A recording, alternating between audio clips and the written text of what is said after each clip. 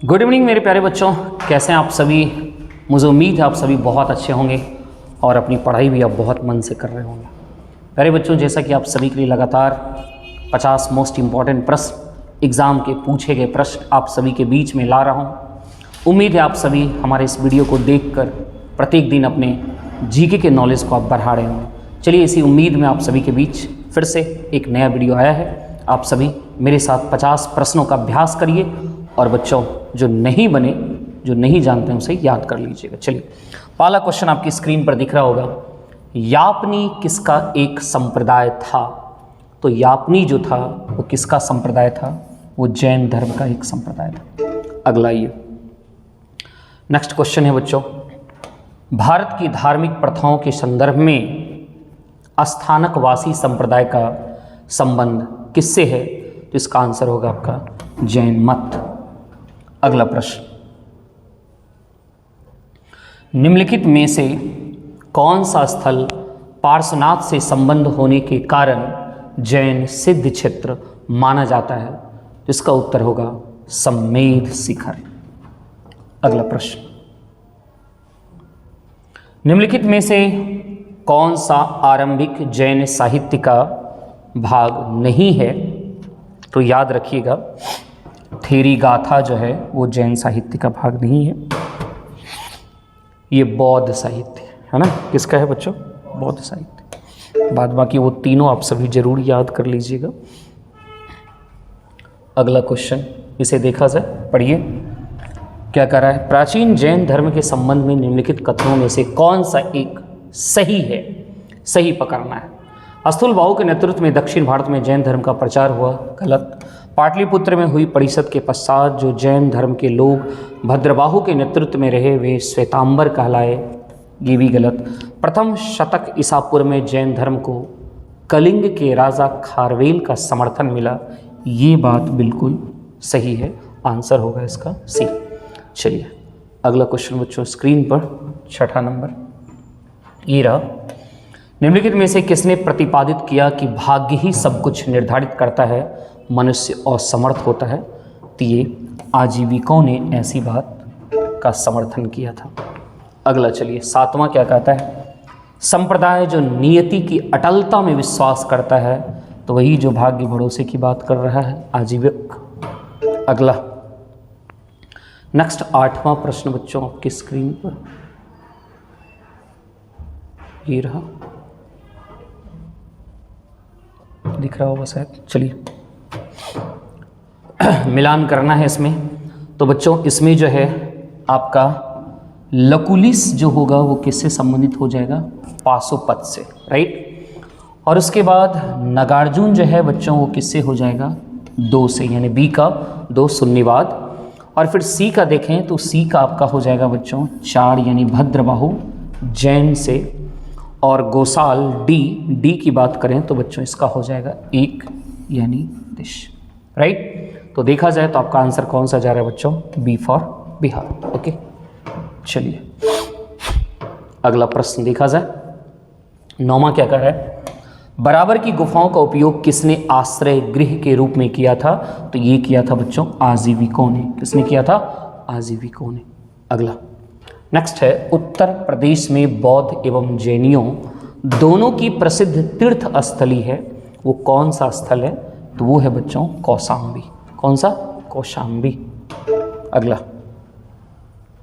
11वां प्रश्न देखो क्या कह रहा है। श्रवण बेलगोला में गोमतेश्वर की विशाल प्रतिमा है ना, किसने स्थापित करवाई थी? तो ये करवाई थी चामुंडराय ने। किसने करवाई थी? चामुंडराय ने। गोमतेश्वर बाहुबली भी बोलते हैं इसको, गोमतेश्वर बाहुबली। अगला 12वां क्वेश्चन है, महान धार्मिक घटना महामस्तकाभिषेक निम्नलिखित में से किससे संबंधित है और किसके लिए की जाती है?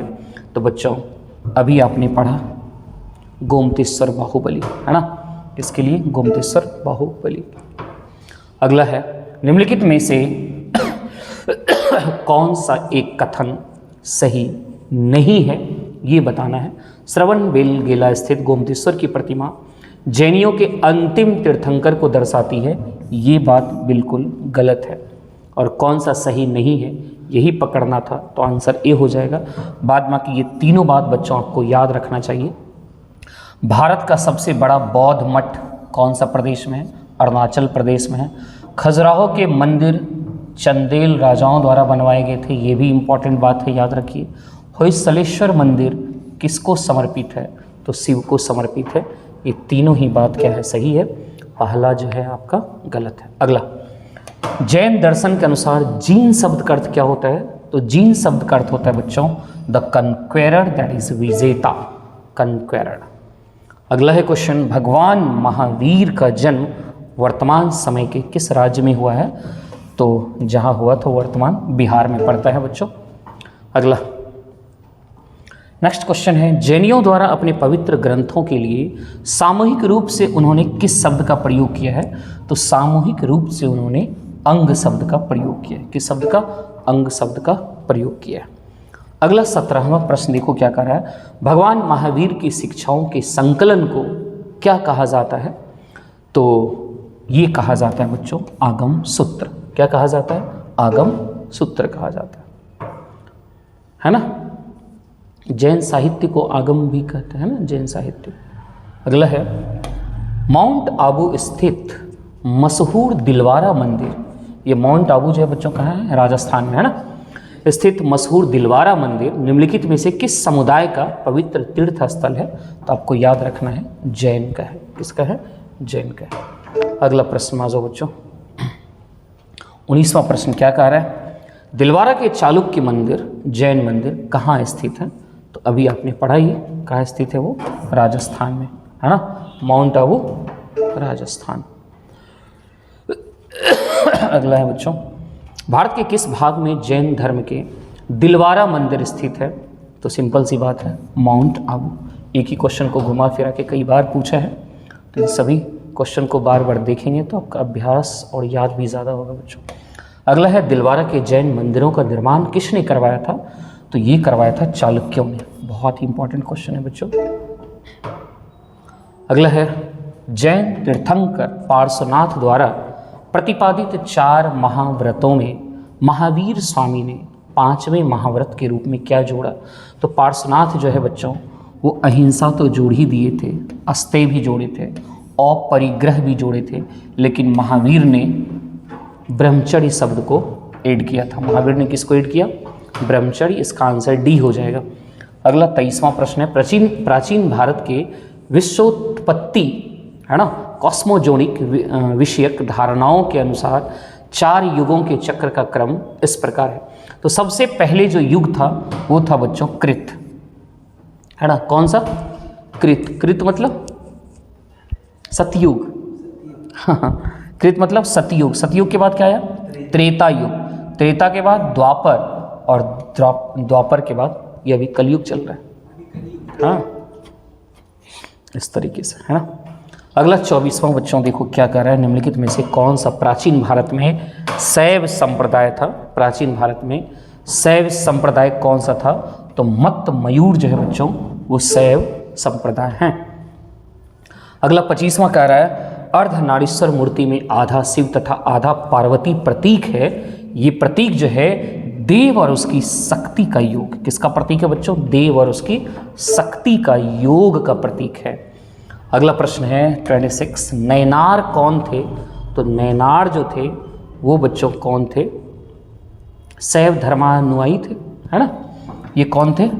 शैव धर्मानुयायी, है ना। अगला प्रश्न आ जाओ बच्चों, 27वां प्रश्न क्या कर रहा है, भगवत संप्रदाय के विकास में किसका देन अत्यधिक था? तो भगवत संप्रदाय के विकास में सबसे ज़्यादा जो योगदान था वो गुप्त का था। अगला प्रश्न आइए, नेक्स्ट 28वां क्या कहता है, भागवत धर्म के प्रवर्तक थे? तो भागवत धर्म के प्रवर्तक थे कृष्ण। कौन थे? कृष्ण। अगला क्वेश्चन है बच्चों देखो 29वां, निम्न में से किस ग्रंथ में सर्वप्रथम देवकी के पुत्र कृष्ण का वर्णन किया गया है? तो देवकी के पुत्र कृष्ण का वर्णन जो है सबसे पहला ग्रंथ वो कौन सा है? छांदोग्य उपनिषद में। छांदोग्य उपनिषद में वर्णन किया गया है ना बच्चों।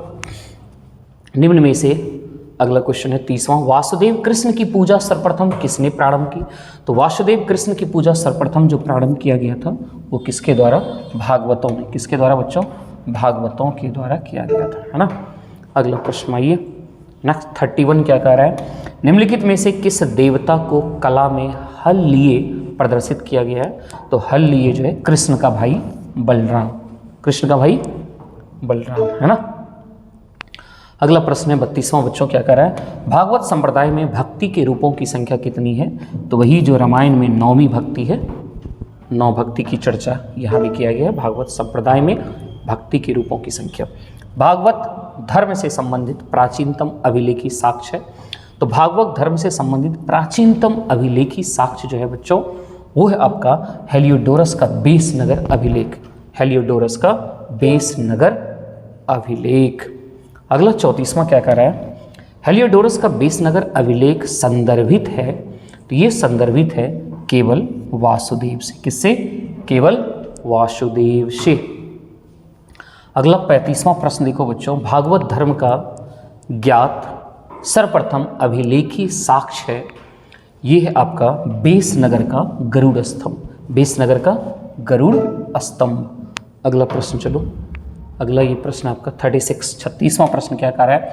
बेस नगर अभिलेख का हेलियोडोरस कहाँ का निवासी था?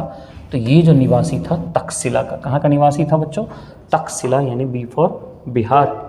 अगला 37वां, विष्णु के किस अवतार को सागर से पृथ्वी का उद्धार करते हुए अंकित किया जाता है?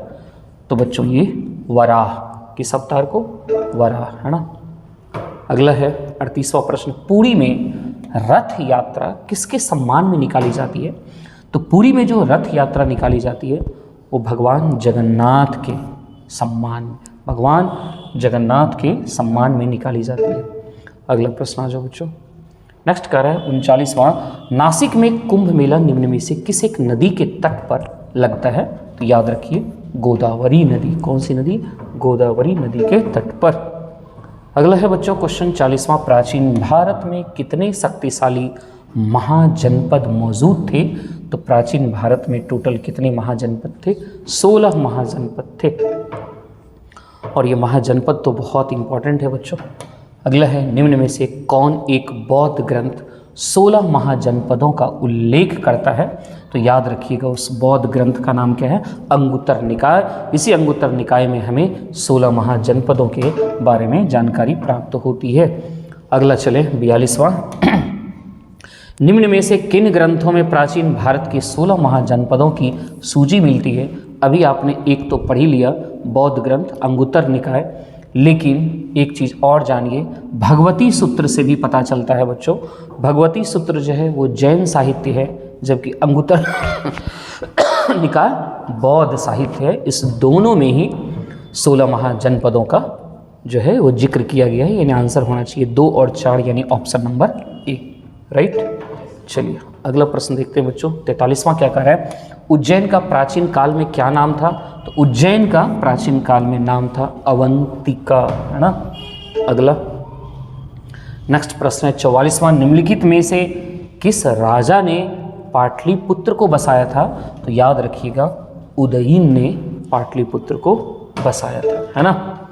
अगला क्वेश्चन है बच्चों 45वां, किस शासक द्वारा सर्वप्रथम पाटलिपुत्र का राजधानी के रूप में चयन किया गया? तो सर्वप्रथम उदयीन द्वारा ही किया गया था, सर्वप्रथम उदयीन द्वारा ही किया गया था। अगला 46वां प्रश्न देखो क्या कह रहा है? मगध साम्राज्य, प्रथम मगध साम्राज्य का उत्कर्ष किस शताब्दी में हुआ? तो मगध साम्राज्य का जो उत्कर्ष हुआ था वो ईसा पूर्व 6ठी शताब्दी में। 47 नंबर क्वेश्चन बच्चों क्या कर रहा है? निम्नलिखित में से कौन सा एक ईसा पूर्व 6ठी शताब्दी में प्रारंभ में भारत का सर्वाधिक शक्तिशाली नगर था? तो सबसे सर्वाधिक था आपका मगध, है ना। अगला प्रश्न बच्चों 48वां, मगध की प्रारंभिक राजधानी कहाँ थी? तो मगध की सबसे पहले जो राजधानी बनी थी वो राजगृह, जिसे आप गृहव्रज भी कहते हैं। अगला 49वां प्रश्न है, निम्नलिखित में से कौन एक मगध साम्राज्य की राजधानी नहीं रहा? तो अभी आपने पढ़ा गृहव्रज, राजगृह, दोनों बात एक ही है, तो ये दोनों तो राजधानी रहा ही रहा। पाटलिपुत्र भी राजधानी रहा, लेकिन याद रखिएगा कौशाम्बी जो है वो मगध की राजधानी नहीं रही, है ना। डी नंबर आंसर हो जाएगा बच्चों। अगला 50वां प्रश्न कहता है हर्यक वंश से मगध के पहले शासक, हर्यक वंश से मगध के पहले शासक कौन थे? तो पहले शासक थे बिंबिसार। तो ये थे बच्चों आज के इतिहास के, उसमें भी प्राचीन इतिहास के 50 मोस्ट इम्पॉर्टेंट प्रश्न। मुझे उम्मीद है कि आप सभी मेरे साथ अभ्यास भी किए होंगे, कई क्वेश्चन आप बनाए भी होंगे, और बनाते समय आप ये भी देखा करिए कि आपसे कितना क्वेश्चन बनता है, आप कितना सही कर पाते हैं, और जितना सही हो पाता है प्लीज़ आप कमेंट भी करिए कि मेरा इतना स्कोर रहा, और जो आपने नहीं जाना उसको आप ज़रूर याद कर लीजिए बच्चों। तो चलिए ऐसे ही लगातार आप सभी के लिए वीडियो में लाता रहूँगा। बच्चों पसंद आ रहा वीडियो लाइक ज़रूर करिए, कमेंट भी करिए, अपने दोस्तों को शेयर भी करिए, और हाँ यदि आप इस चैनल पर पहली बार आए हैं और वीडियो देख रहे हैं तो चैनल को सब्सक्राइब करना नहीं भूलिएगा, क्योंकि आपको इस तरह का लगातार वीडियो मिलता रहता है तो आप इससे फ़ायदा उठा सकते हैं। Thank you so much.